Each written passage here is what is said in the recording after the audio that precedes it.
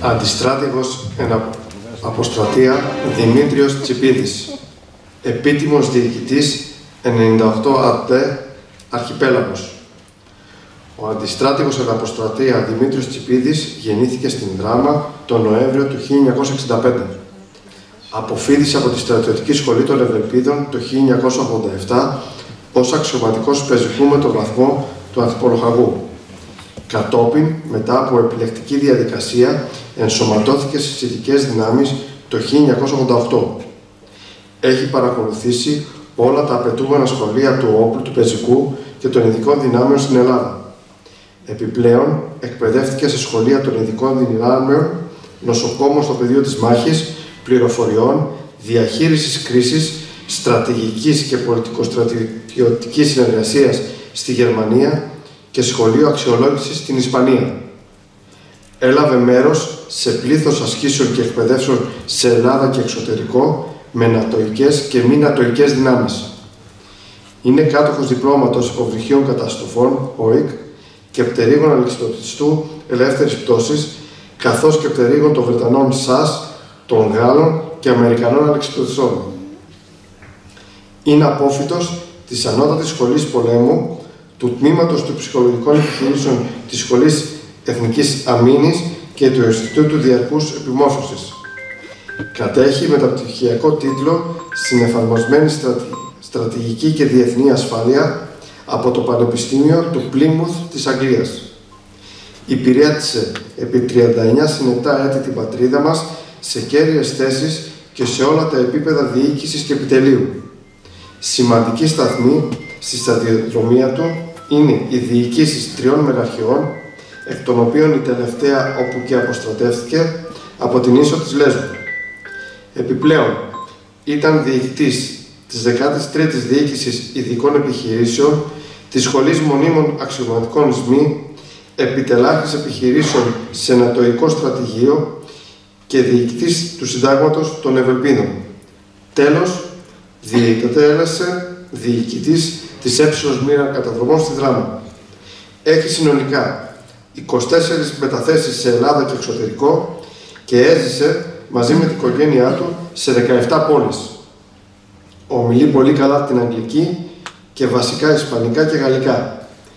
Έχει βραβευτεί με όλες τις μνημονεύσεις τους, επένους και τα μετάλλια που προβλέπονται από τη θέση και το βαθμό του.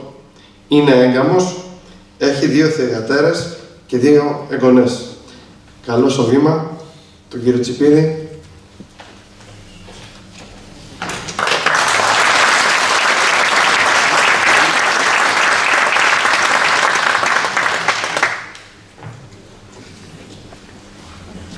Σεβαστοί πατέρες, εντιμότατοι άρχοντες του τόπου μας, εντοξώτες στρατηγική αποστρατεία, κύριε διοικητά της 5ης Μήνας Σταυρομών, κύριοι εν αποστρατεία συνάδελφοι, κύριε αστυνομική διευθυντά και κύριε διοικητά της Πυροσβεστικής Υπηρεσίας και κύριε εκπρόσωπος της αστυνομικής διεύθυνσης, κυρίες και κύριοι, αγαπητά μου παιδιά, ερυθροσταυρίτες και ερυθροσταυρίτισσες, κομμάντος, ακούγοντας τον όρο ειδικές δυνάμεις, ειδικές επιχειρήσεις στο μυαλό μας, έρχονται οι τηλεοπτικές εικόνες μοναχικών ανδρών που τους φωνάζουν κομμάντο με ακραία σωματικά προσόντα, όπου τους ανατίθενται αποστολές στα όρια του αδυνάτου και τις φέρνουν σε πέρας, συνήθως εν μέσω εκρήξεων και χιλιάδων σφαιρών. Η αλήθεια είναι ότι στην παραπάνω μυθοπλαστική απόθεση των στελεχών των ειδικών δυνάμεων υπάρχει όντως κάτι αληθινό, καθόσον τους ανατίθενται όντως οι δυσκολότερες αποστολές, οι οποίες με την κατάλληλη σχεδίαση και προετοιμασία τις εκπληρώνουν με επιτυχία, καταβάλλοντας δε πολλές φορές προσπάθεια πέραν των ανθρωπίνων δυνατοτήτων. Είναι γνωστό ότι η ιδέα της συγκρότησης και χρησιμοποίησης των ειδικών δυνάμεων ανοίξει τον 20ο αιώνα. Εν τούτοις όμως, η πρώτη καταδρομική επιχείρηση ή καταδρομή, όπως λέγεται, έχει τις ρίζες της στην ελληνική μυθολογία και συγκεκριμένα στα ομηρικά έπι Ηλιάδα και Οδύσσια, όπως επίσης και στην Ενιάδα του Ρωμαίου ποιητή Βυργιλίου. Παγκοσμίως γνωστή είναι η με πρωτοτυπία, μεθοδικότητα αλλά και με αριστοτελικό τρόπο εκτέλεση επιχείρησης Δούριος Ύπος από τον πανούργο βασιλιά της τάξης Οδυσσέα. Η απόλυτα επιτυχής εκείνη επιχείρηση είχε σαν αποτέλεσμα την χωρίς αντίσταση άλωση της Τρίας και το τέλος του δεκαετή Τροϊκού πολέμου με νίκη των Ελλήνων. Ο Οδυσσέας... Ήταν ο Δούριος οίκος, το ξύλινο άλογο, στην κοιλιά του οποίου κρύφτηκαν οι πλέον επίλεκτοι Έλληνες μαχητές και έτσι κατάφεραν να εισέλθουν στην Τρία και να ανοίξουν από μέσα τις πύλες της. Μια επιχείρηση που άνοιξε τον δρόμο για την νίκη των Ελλήνων, τερματίζοντας τον δεκαετή Τροϊκό πόλεμο. Ο μυθικός βασιλιάς της Ιφάκης ήταν ένας από τους διακεκριμένους αρχηγούς των ελληνικών στρατευμάτων κατά την εκστρατεία τους εναντίον της Τρίας. Ο πρωτοπόρος εκείνος καταδρομέας χαρακτηρίστηκε από τον Όμηρο ως πολύτροπος, πολυμήχανος. Στην εκστρατεία του Μεγάλου Αλεξάνδρου, όταν ο στρατός του έφτασε στη Σογδιανή, ένα τμήμα από εθελοντές Μακεδόνες αναρριχήθηκαν τη νύχτα από μία απόκρημνη και μία αναμενόμενη πλευρά του βράχου, χρησιμοποιώντας σχοινιά και πασάλους, ευνηδίαζαν τον εχθρό και τον ανάγκασαν να παραδοθεί. Κατά τη Βυζαντινή περίοδο, όπως γράφει βιβλίο της Ιάννα η Κομνηνή, ο αυτοκράτορας Αλέξιος ο πρώτος ο Κομνηνός είχε συγκροτήσει ειδικά το τμήμα με το οποίο ήταν αποστολή να επιχειρήσει την ανάδοση του εχθρού. Ο αγώνας των Ελλήνων εναντίον των Τούρκων κατά την Ελληνική Επανάσταση του 1821, λόγω της έλλειψης τακτικού στρατού από μέρος των Ελλήνων, διεξήχθη με ενέδρες και καταδρομικές ενέργειες. Χωρίς λοιπόν αμφιβολία, μπορούμε οι σύγχρονοι Έλληνες να υπερηφανευόμαστε ότι η πατρότητα της ιδέας καταδρομής ως προς τη σύλληψη αλλά και ως προς τη σχεδίαση και εκτέλεση είναι καθαρά ελληνική. Από τους μυθικούς εκείνους χρόνους μέχρι τη σημερινή εποχή έχει καταγραφεί στην παγκόσμια πολεμική ιστορία πληθώρα επιχειρήσεων διαποτισμένων από καταδρομικές μεθόδους. Η επιτυχή συγκρότηση, οργάνωση, εκπαίδευση και τακτική χρησιμοποίηση στον πόλεμο των πρώτων ελληνικών δυνάμεων καταδρομών ήταν αποκλειστικό έργο δύο διακεκριμένων στρατιωτικών ηγετών. Αυτή ήταν ο συνταγματάρχης Πεζικού και μετέπειτα υποστράτηγος Χριστόδουλος Τσιγάρτες, οργανωτής και διοικητής του Ιερού Λόγου, και ο συνταγματάρχης Ιβικού και μετέπειτα υποστράτηγος Ανδρέας Καλίσκης, ιδρυτής και πρώτος αρχηγός των δυνάμεων καταδρομών 1947-1956. Σε αυτές επομένως τις ξεχωριστές στρατιωτικές προσωπικότητες οφείλεται κατά κύριο λόγο η φήμη, ο θρύλος και οι πολεμικές δάφνες των πρώτων ελληνικών δυνάμεων καταδρομών, τόσο για τον Δεύτερο Παγκόσμιο Πόλεμο, όσο και για τις στρατιωτικές επιχειρήσεις αντατοπολέμου της περίοδου 1946-1949. Οι ειδικές δυνάμεις ξεκινούν την πορεία τους στην πολεμική μας ιστορία με την πρώτη ελληνική μονάδα καταδρομών, τον θρυλικό Ιερό Λόγο. Ιερό Λόγο είχε μεγάλες νίκες και επιτυχίες, γιατί αυτοί που το αποτελούσαν ήρθαν άνθρωποι εθελοντές πρώτον. Δεύτερον, πεπειραμένοι. Αυτόν διαδέχτηκαν λίγο αργότερα οι λόγοι ορεινών καταδρομών το 1946, οι θρυλικοί Λοκατζίδες, οι οποίοι στη συνέχεια μετεξελίχθηκαν στις δυνάμεις καταδρομών και αμέσως μετά οι σημερινές ειδικές δυνάμεις. Πλέον, ορισμένες μονάδες αυτών χαρακτηρίζονται ως μονάδες ειδικών επιχειρήσεων, καθώς πληρούν τα απαραίτητα κριτήρια και προϋποθέσεις σύμφωνα με τα ανατολικά πρότυπα. Γιατί όμως χρειάζονται οι δυνάμεις ειδικών επιχειρήσεων και οι ειδικές δυνάμεις?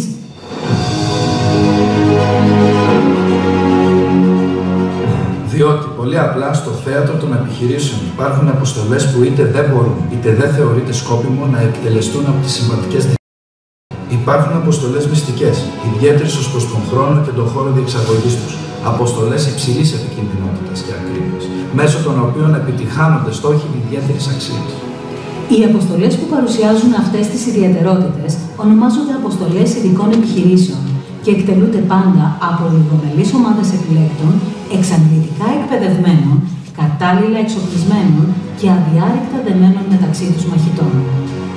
Αν και έχουν περάσει 3 σχεδόν χιλιετίες από τα χρόνια του Ομήρου, τα κριτήρια επιλογής εκείνων που θα κληθούν να στελεχώσουν τις ομάδες των ειδικών επιχειρήσεων και των ειδικών δυνάμεων παραμένουν αμετάβλητα, όπως ακριβώς τα περιγράφει η Ιλιάδα. Καρδιά γερή, ψυχή ατρόμητη στον κίνδυνο και ένα μυαλό ξηράφι. Στο διάβα των αιώνων, η ελληνική ψυχή έχει δώσει έμπρακτα πιστήρια της πολεμικής της τόλμης και της αγενούς της ροπής προς τον ανορθόδοξο τρόπο δράσης. Και πώς αλλιώς μπορούσε να γίνει άλλωστε, αφού ήταν ο μοναδικός τρόπος να ισοσκελίσει την μόνιμη διαχρονική υπεροχή όσων επιβουλεύονταν την ελευθερία και την ύπαρξή της. Η ειδική επιχείρηση αποτελούσε ο κλεφτοπόλεμος, οι ευνηδιαστικές δηλαδή επιχειρήσεις που εκτελούσαν οι κλέφτες και αρματολοί, αποδεκατίζοντας στα βουνά και στα λαγκάδια τις Οθωμανικές δυνάμεις πριν το 1821. Οι ειδικές επιχειρήσεις εκτελούσαν και οι παράτολμοι πυρπολιτές του αγώνα στη θάλασσα, τεινάζοντας στον αέρα με τα πυρβολικά τους τις ναυαρχίδες του εχθρού.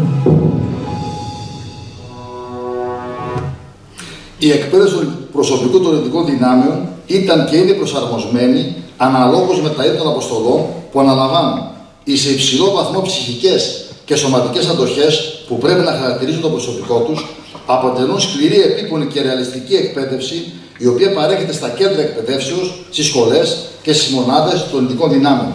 Τα στελέχη και έβδομη καταδρομής εκπαιδεύονται ανάλογα με τις αποστολές των μονάδων τους, στις οποίες υπηρετούν, όπως παρακάτω.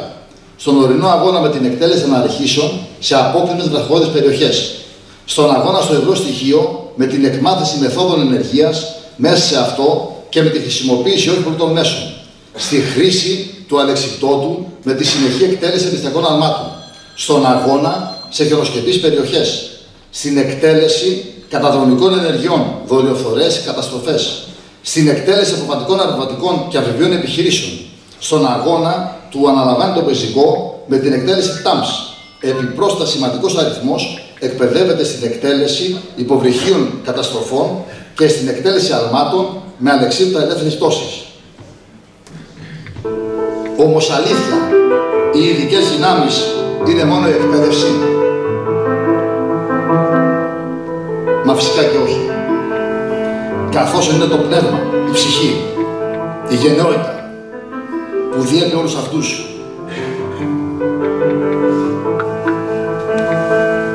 Και τους κάνει διαφορετικούς. Άλλωστε αυτό φαίνεται και στην ετήσια αξιολόγηση, που μόνο οι άντρες των ειδικών δυνάμεων βαθμολογούνται έναντι των φυσικών κινδύνων. Αλλά και πάλι δεν είναι μόνο αυτό. Είναι και ο πατέρας που δακρύζει. Όταν βάζει το πράσινο μπέρι στο γιο του. Είναι ο πατέρας που ψυχώνει.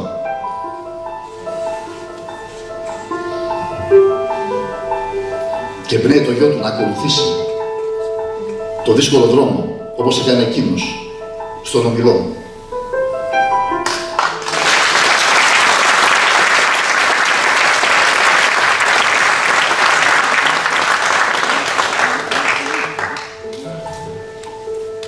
Είναι το χειροκρότημα και οι επιθυμίες.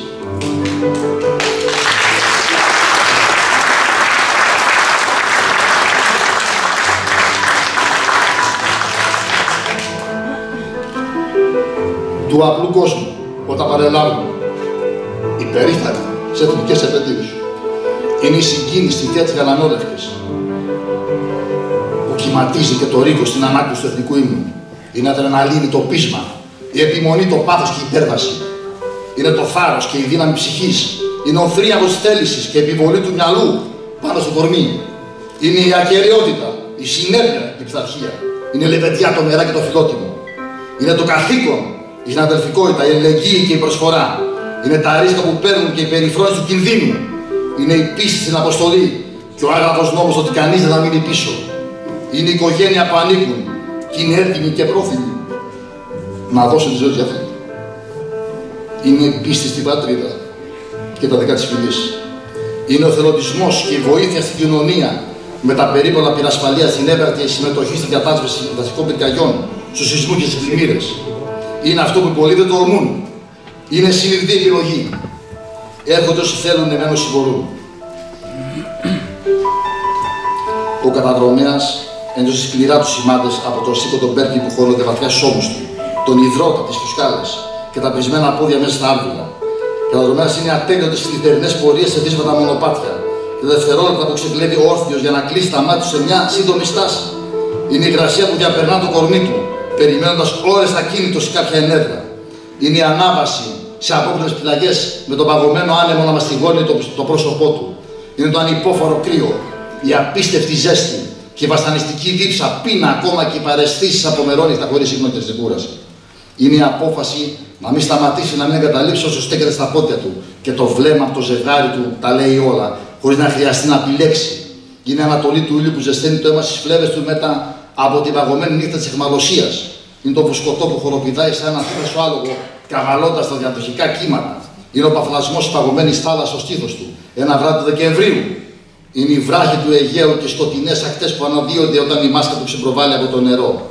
Είναι ο σταυρός που κάνει ανσυναίσθητα όταν απογειώνεται αεροσκάφος, το καρδιοχτύπη και η ευχή, καλό άλμα, πριν πηδήξει το κενό.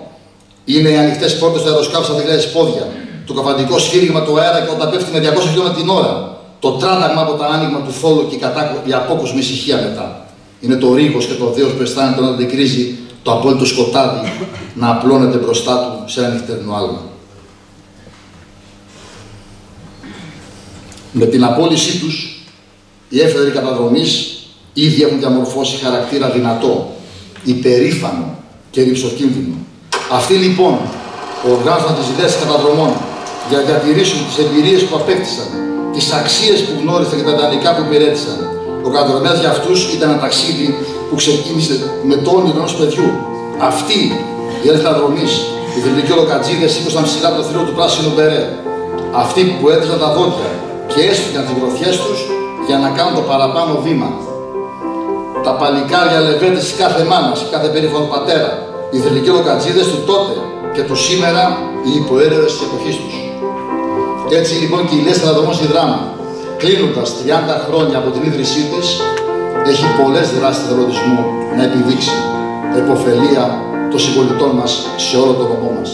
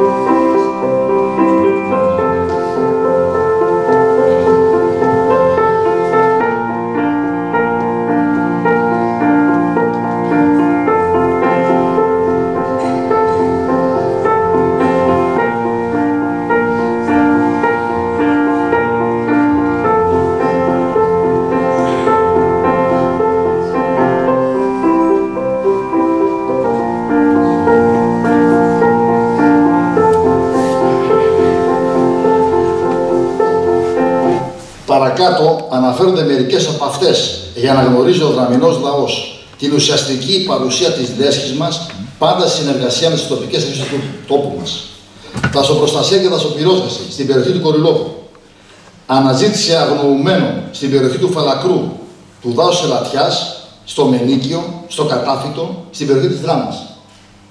Παροχή βοηθείας λόγω χιονόπτωσης σε κτηνοτρόφους στην Καλύφυτο και στην Μικρόπολη. Συμμετοχή στη δασοπυρόσβεση στις πρόσφατες περιοχές του καλοκαιριού, όπως είπε και ο διοικητής μας. Συνδρομή με ΣΤΕΚ στους αγώνες υπερμαραθωνίου Βουλού, στο Παρανέστη και στον Ευρωκόπη. Συμμετοχή στον καθαρισμό των αλσιλίων Κορυλαίου και Καλυφίτου. Αυτά ως κοινωνική προσφορά στους συμπολίτες μας, αλλά και άλλες δράσεις στα πλαίσια του ομαδικού πνεύματος και στη διατήρηση της φυσικής του κατάστασης, για να δύναται να προσφέρουν όταν ζητηθεί από οποιονδήποτε. Έτσι οργανώνουν πεζοπορίες στα γύρω βουνά του νομού μας, καταρριχήσεις, συμμετοχή σε δράσεις με άλλες πανελλήνιες αλλά και λέσχες εξωτερικού, διεξαγωγή δράσεων φιλανθρωπικού ενδιαφέροντος και εθελοντισμού. Αυτή είναι η καταδρομή μας, που εκπλήρωσαν το καθήκον τους προς την πατρίδα μας. Αλλά δεν έμειναν εκεί. Συνεχίζουν να προσφέρουν μέσω του εθελοντισμού τους στην κοινωνία μας, στους δραμηνούς συμπολίτες μας.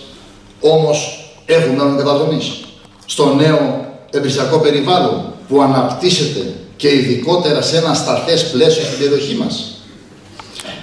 Πρόσφατο παράδειγμα το παραπάνω αποτελεί ο σημερινός πόλεμος στη λωρίδα της Γάζας. Εννοείται ότι η πατρίδα μας, βλέποντας τη στρατηγική αξία των δυτικών δυνάμεων, διαμορφώνει μεθοδικά το σύγχρονο μαχητή, άριστα εκπαιδευμένο και σύγχρονο εξοπλισμένο.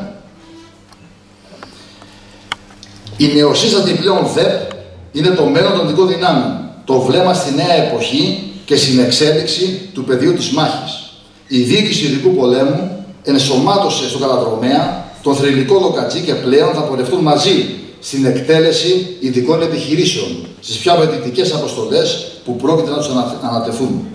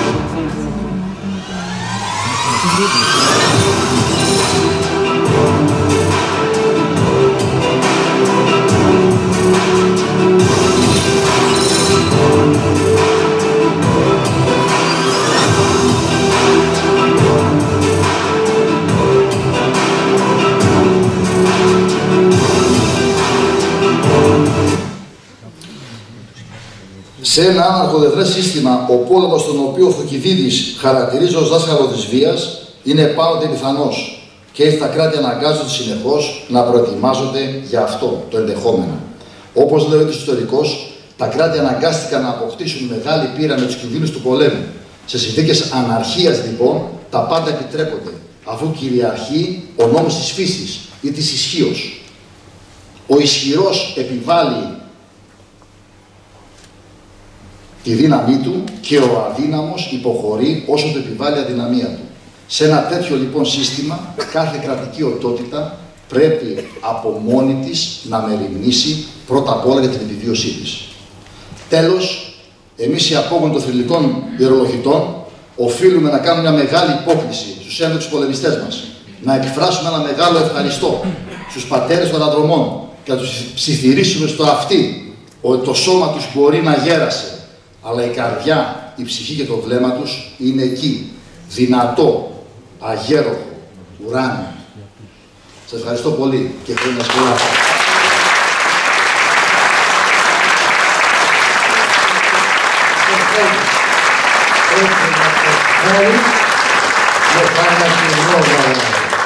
Και να έχει ικανότητες στα πόδια, να είναι υγιής, αλλά και στην ψυχή δηλαδή. Υπάρχουν τέτοια νέα παιδιά. Είναι αυτοί που γνωρίζουν ακριβώς τι σημαίνει ο τολμών νικά, όντας έτοιμοι για το βήμα πρόσθεση, που θα τους δώσει τη νίκη, όταν και όποτε διαταχθεί, όπου και για όσο απαιτηθεί.